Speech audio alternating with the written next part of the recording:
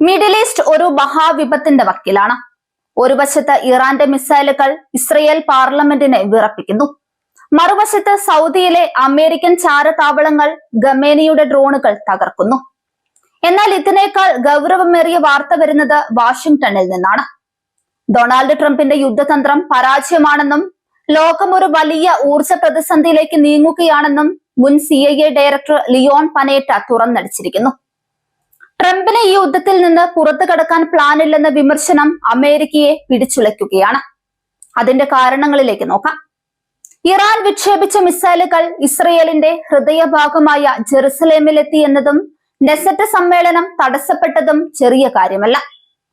സഭാ നടപടികൾ നിർത്തിവെച്ച് മന്ത്രിമാരെയും MPമാരെയും ബങ്കറുകളിലേക്ക് മാറ്റേണ്ടി വന്നത് ഇസ്രയേലിന്റെ സുരക്ഷാ കവചമായ അയൺ ഡോമിനുണ്ടായ വലിയൊരു തിരിച്ചടിയാണ്.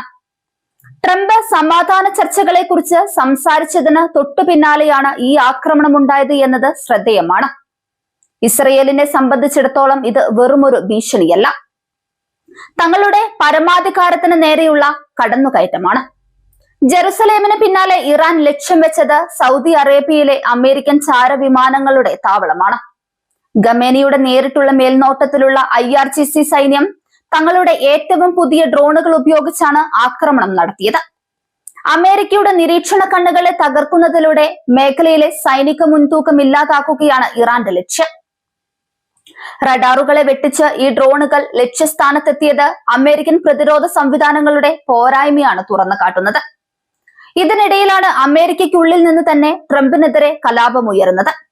മുൻ CIA ഡയറക്ടർ ലിയോൺ പനേറ്റ നടത്തിയ വെളിപ്പെടുത്തലുകൾ വൈറ്റ് ഹൌസിനെ പ്രതിരോധത്തിലാക്കിയിട്ടുണ്ട്.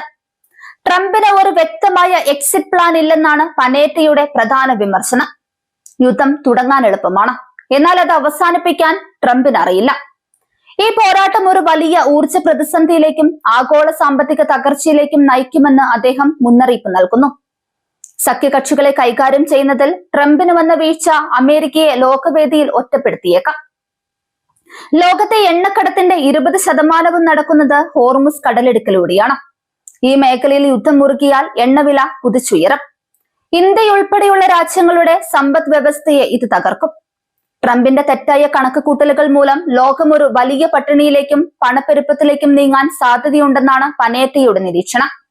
ഇറാൻ തങ്ങളുടെ സൈനിക നീക്കം ഹോർമുസ് കടലിടുക്കിലേക്ക് വ്യാപിപ്പിച്ചാൽ ലോകം സ്തംഭിക്കുമെന്ന കാര്യത്തിൽ സംശയമില്ല. എന്നാൽ ഹോർമുസ് കടലിടുക്ക് ഉൾപ്പെടെയുള്ള തന്ത്രപ്രധാനമായ സമുദ്ര മേഖലകളിൽ തങ്ങൾക്ക് പൂർണ്ണ നിയന്ത്രണമുണ്ടെന്ന് ഇറാൻ ആവർത്തിച്ച് വ്യക്തമാക്കിയിരിക്കുകയാണ്. പേർഷ്യൻ ഗൾഫ്, ഒമാൻ തീരം, ഹോർമുസ് കടലിടുക്ക് എന്നിവിടങ്ങളിൽ ഇറാന്റെ സൈനിക സ്വാധീനം ശക്തമാണെന്നും നിലവിലെ സാഹചര്യത്തിൽ നാവിക മൈനുകൾ വിന്യസിക്കേണ്ട ആവശ്യമില്ലെന്നും ഇറാനിയൻ സൈനിക വക്താവ് അറിയിച്ചു. ഇറാന്റെ ഖതം അൽ അൽബിയ സെൻട്രൽ ഹെഡ്ക്വാർട്ടേഴ്സ് വക്താവിനെ ഉദ്ധരിച്ച് IRGCയുമായി ബന്ധപ്പെട്ട മാധ്യമങ്ങളാണ് ഈ വിവരം പുറത്തുവിട്ടത്. കടലെടുക്ക് അതീവ സമർത്ഥമായും കരുത്തോടെയുമാണ് ഇറാൻ കൈകാര്യം ചെയ്യുന്നതെന്നും മേഖലയുടെ സുരക്ഷ ഉറപ്പാക്കാൻ ഏതു മാർഗവും സ്വീകരിക്കുമെന്നും അദ്ദേഹം മുന്നറിയിപ്പ് നൽകി.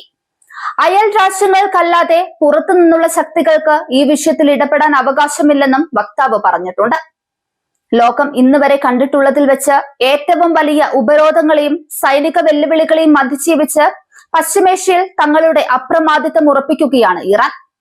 തങ്ങളുടെ ഉന്നത നേതാക്കളെയും സൈനിക കമാൻഡർമാരെയും വധിച്ചുകൊണ്ട് അമേരിക്കയും ഇസ്രയേലും നടത്തുന്ന നീക്കങ്ങൾ ഇറാന്റെ നിശ്ചയദാർഢ്യത്തിന് മുൻപിൽ നിഷ്പ്രഭമാകുന്ന കാഴ്ചയാണ് ഇപ്പോൾ. ഇറാന്റെ സൈനിക ശേഷി തകർന്നുവെന്ന ഡൊണാൾഡ് ട്രംപിന്റെ അവകാശവാദങ്ങൾക്ക് മിസൈൽ വർഷങ്ങളിലൂടെയാണ് ഇറാൻ മറുപടി നൽകുന്നത്. നേതൃത്വത്തിന് നേരെ എത്ര വലിയ ആഘാതമുണ്ടായാലും തങ്ങളുടെ പോരാട്ടവീര്യം ചോരില്ലെന്ന് ഇറാൻ തെളിയിച്ചു കഴിഞ്ഞു. പൂർണ്ണ കീഴടങ്ങൽ എന്ന അമേരിക്കൻ ധാർഷ്ട്യത്തിനു മുന്നിൽ മുട്ടുമടക്കുന്നതിനു പകരം പശ്ചിമേഷ്യയിൽ പുതിയൊരു അധികാര കേന്ദ്രം നിർണയിക്കാൻ ഇറാന് സാധിക്കുന്നുണ്ട്. ഹോർമുസ് കടലിടുക്കിലെ നിയമങ്ങൾ ഇനി ഇറാൻ തീരുമാനിക്കുമെന്ന പാർലമെന്ററി സ്പീക്കർ മുഹമ്മദ് ബാഗർ ഗാലിബാഫിന്റെ പ്രസ്താവന ലോകശക്തികളെ ഞെട്ടിച്ചിരിക്കുകയാണ്. ലോകത്തെ എണ്ണ വിതരണത്തിന്റെ സിംഹഭാഗവും നിയന്ത്രിക്കുന്ന ഈ സമുദ്രപാതയിൽ ഇറാന്റെ അനുവാദമില്ലാതെ ഒരു കപ്പൽ പോലും നീങ്ങില്ലെന്ന സാഹചര്യം അവർ സൃഷ്ടിച്ചെടുത്തു. പഴയ പ്രോട്ടോകോളുകൾക്ക് വിട നൽകിക്കൊണ്ട് ഇറാന്റെ താൽപര്യങ്ങൾ സംരക്ഷിക്കുന്ന പുതിയ ഉടമ്പടികൾക്കായി ലോകം ഇറാനിലേക്ക് നോക്കേണ്ടി വരും. ഇറാന്റെ യുദ്ധതന്ത്രം അസമമായ പോരാട്ടത്തിന്റെ ഉത്തമ ഉദാഹരണമാണ്. തങ്ങളെ തകർക്കാൻ വരുന്നവർക്ക് അതിനേക്കാൾ വലിയ സാമ്പത്തിക സൈനിക നഷ്ടങ്ങൾ വരുത്തിവെക്കുക എന്നതാണത്. ആഗോള ഊർജ്ജ വിപണികളെ തടസ്സപ്പെടുത്തിക്കൊണ്ട് യുദ്ധം തുടരുന്നത് അമേരിക്കയ്ക്കും സഖ്യകക്ഷികൾക്കും താങ്ങാനാവില്ലെന്ന് ബോധ്യപ്പെടുത്താൻ ഇറാന് കഴിഞ്ഞു. ഭരണകൂടം തകരുമെന്ന പാശ്ചാത്യ മാധ്യമങ്ങളുടെ പ്രവചനങ്ങളെ കാറ്റിൽ പറത്തിക്കൊണ്ട് അതീവ വികേന്ദ്രീകൃതമായ ഒരു സൈനിക വ്യൂഹത്തെയാണ് ഇറാൻ വിന്യസിച്ചിരിക്കുന്നത്. IRGC തയ്യാറാക്കിയ അടിയന്തര പദ്ധതികൾ പ്രകാരം കമാൻഡ് ഘടനയിൽ ആര് മാറ്റപ്പെട്ടാലും താഴെത്തട്ടിലുള്ള യൂണിറ്റുകൾക്ക് സ്വതന്ത്രമായി പോരാടാൻ സാധിക്കും. ഈ ഒരു കരുത്താണ് അമേരിക്കൻ ഇന്റലിജൻസിനെ പോലും അമ്പരപ്പിക്കുന്നത്. എത്ര വലിയ ആക്രമണം നടന്നാലും തിരിച്ചടിക്കാനുള്ള ഇറാന്റെ ശേഷി ഒട്ടും കുറഞ്ഞിട്ടില്ല. മേഖലയിലെ അമേരിക്കൻ സഖ്യകക്ഷികൾക്ക് ഇറാൻ നൽകുന്ന മുന്നറിയിപ്പ് വ്യക്തമാണ്. ഇറാന്റെ സ്ഥിരത തകർത്താൽ പേർഷ്യൻ ഗൾഫിൽ ആർക്കും സമാധാനമായി ഇരിക്കാൻ കഴിയില്ല. അമേരിക്കൻ താവളങ്ങളെയും ഊർജ്ജ കേന്ദ്രങ്ങളെയും ലക്ഷ്യം വെച്ചുള്ള ഇറാന്റെ കൃത്യതയാർന്ന ആക്രമണങ്ങൾ അയൽ രാജ്യങ്ങളെ പുനർചിന്തനത്തിന് പ്രേരിപ്പിക്കുന്നുണ്ട്. തങ്ങളുടെ സുരക്ഷയ്ക്കായി അമേരിക്കയെ മാത്രം വിശ്വസിക്കുന്നത് അപകടമാണെന്ന് ഗൾഫ് രാജ്യങ്ങൾ തിരിച്ചറിഞ്ഞു തുടങ്ങിയിരിക്കുന്നു. 5 പതിറ്റാണ്ടുകളായി മിഡിൽ ഈസ്റ്റിൽ നിലനിന്നിരുന്ന അമേരിക്കൻ ആധിപത്യം തകർന്നുവെന്നാണ് ഇറാൻ സൈനിക വക്താക്കൾ പ്രഖ്യാപിക്കുന്നത്. മേഖലയിലെ എല്ലാ പ്രശ്നങ്ങളിലും അവസാന വാക്ക് അമേരിക്കയായിരുന്ന കാലം കഴിഞ്ഞിരിക്കുന്നു. ഇന്ന് ഇറാനെ അവഗണിച്ചുകൊണ്ട് പശ്ചിമേഷ്യയിൽ ഒരു വെടിനിർത്തലോ സമാധാന കരാറോ സാധ്യമല്ല. ഈ രാഷ്ട്രീയ വിജയം ഇറാന്റെ നയതന്ത്ര മികവിന്റെയും സൈനിക ദൃഢതയുടെയും ഫലമാണ്. ഇറാന്റെ ലക്ഷ്യം കേവലം ഒരു യുദ്ധ വിജയമല്ല, മറിച്ച് ബഹുദ്രുവ ലോകക്രമത്തിൽ തങ്ങളുടെ സ്ഥാനം ഉറപ്പിക്കുക എന്നതാണ്. ചൈനയും റഷ്യയുമായുള്ള ഇറാന്റെ വർദ്ധിച്ചു വരുന്ന സഹകരണം അമേരിക്കയുടെ ഏകപക്ഷീയമായ നീക്കങ്ങളെ പ്രതിരോധിക്കാൻ അവരെ സഹായിക്കുന്നു. ആഗോള സമ്പദ് വ്യവസ്ഥയുടെ സ്ഥിരത ഇറാന്റെ സ്ഥിരതയുമായി ബന്ധപ്പെട്ടിരിക്കുന്നു എന്ന യാഥാർത്ഥ്യം പാശ്ചാത്യ ലോകത്തിന് അംഗീകരിക്കേണ്ടി വരും. ഇപ്പോൾ മേഖലയിൽ സുരക്ഷ ഉറപ്പാക്കാൻ എന്ന പേരിൽ 5000-ഓളം നാവിക സേനാംഗങ്ങളെയും അത്യാധുനിക യുദ്ധവിമാനങ്ങളെയും മിഡിൽ ഈസ്റ്റിലേക്ക് അയക്കാൻ വാഷിംഗ്ടൺ തീരുമാനിച്ചതും വലിയ വിമർശനങ്ങൾക്ക് വഴിയൊരുക്കിയിട്ടുണ്ട്. ഇറാന്റെ സാമ്പത്തിക സ്രോതസ്സായ ഖാർക്ക് ദ്വീപിന്റെ നിയന്ത്രണം ഏറ്റെടുക്കുക എന്ന ലക്ഷ്യത്തോടെയാണ് അമേരിക്കൻ മറൈൻ യൂണിറ്റുകളും F-35 യുദ്ധവിമാനങ്ങളും വിന്യസിക്കപ്പെടുന്നത്.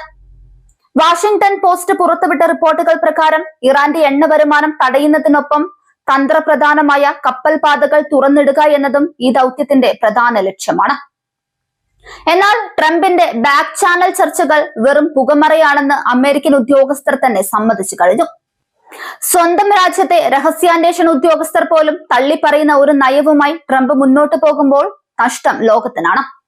ഒരു വശത്ത് ഇറാന്റെ സായുധ ഡ്രോണുകൾ, മറുവശത്ത് അമേരിക്കൻ ഭരണകൂടത്തിലെ പടലപ്പിണക്കങ്ങൾ മിഡിൽ ഈസ്റ്റ് കത്തിയമരുകയാണ്. സമാധാനം എന്നത് ഇപ്പോൾ വെറുമൊരു വിദൂര സ്വപ്നം മാത്രമാണ്. വരാനിരിക്കുന്ന ദിവസങ്ങളിൽ ഈ സംഘർഷം എങ്ങോട്ട് തിരിയുമെന്ന് നമുക്ക് കാത്തിരുന്ന് കാണാം.